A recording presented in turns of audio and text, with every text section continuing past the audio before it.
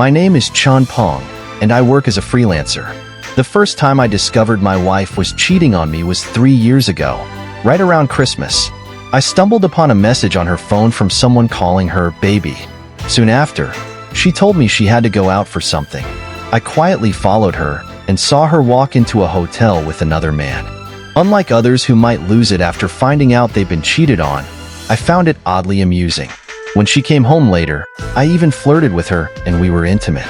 I could sense her hesitation, but somehow, I enjoyed that feeling. I'll admit, it's a bit twisted, but I liked knowing her secret while she thought she was getting away with it. We've been married for 8 years, with a son and a daughter. On the surface, it seemed like the perfect life, and people often commented on how lucky I was. But beneath the facade of this happy family, everything was falling apart because of her affair.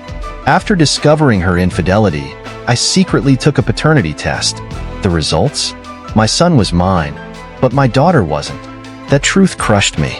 I had always considered myself an optimistic, easygoing guy, but the paternity test shattered that.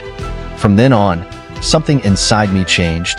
My mind grew darker, and I began to feel a bit twisted. A normal person might think I'd start to favor my son, but I did the opposite. I showered my daughter, the one who wasn't biologically mine, with all my affection.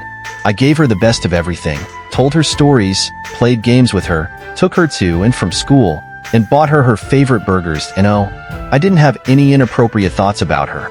It was all part of my revenge plan. My wife's name is Liang Yen. Honestly, she's not drop-dead gorgeous, but she knows how to present herself.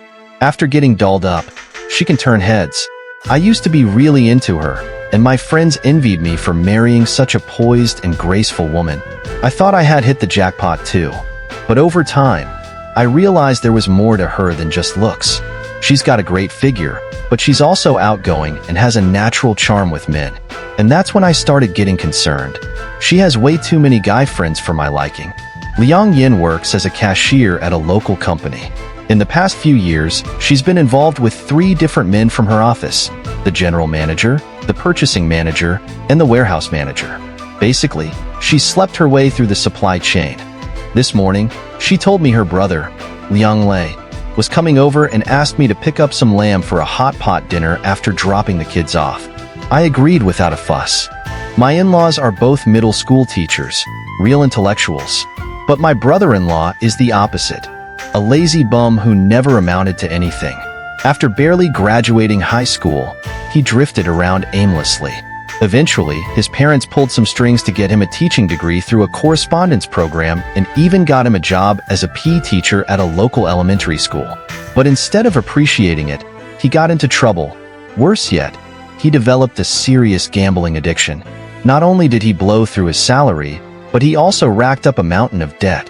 Eventually, the school fired him because loan sharks were showing up at the gates. As soon as he walked in today, Liang Lei started pitching me some gambling site. Brother-in-law, you know this site, right? Listen to me, give me $1, and I'll turn it into 20 grand by tomorrow. Liang Lei, I sighed, you really should quit this stuff. Listen, I've got some cash stashed away. While your sister's out, I'll transfer 5,000 to you. Pay off what you can, all right?